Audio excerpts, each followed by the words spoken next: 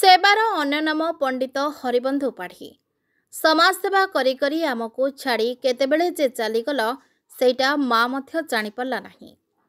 करुणा रागिणीर अंधारे माँ आमको अनेक समय साहस देछि।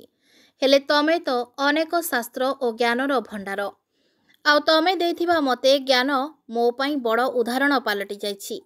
जेतेबेले तमे आम समस्तंको छाड़ी चलीगल सेतेबेले साही पड़ोशी बंधु बांधव परिवार वर्ग समस्ते भो भो करी कांदी उठिथिले।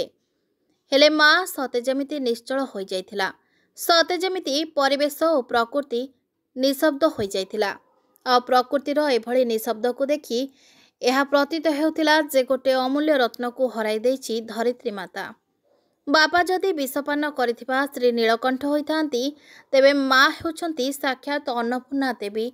संसारर दुईटी अमूल्य संपद हैला बापा और माँ। कथारे अछि जहार बापा अछि तार परिचय अछि आ जहार माँ अछि तार ना मध्य अछि। हेले काहेकि केजाणी तम फोटो को देखिदेले एमिति प्रतीत हेउछि जेमिति तमे एठी कोठी अछ।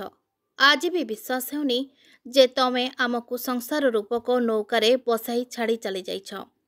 हेले आज को 1 वर्ष आम समस्तंको संसार डंगारे छाड़ी चली जाइछ। सते जेमिति लागुछि 100 वर्ष हेबो तमे आमको छाड़ी चली जाइछ।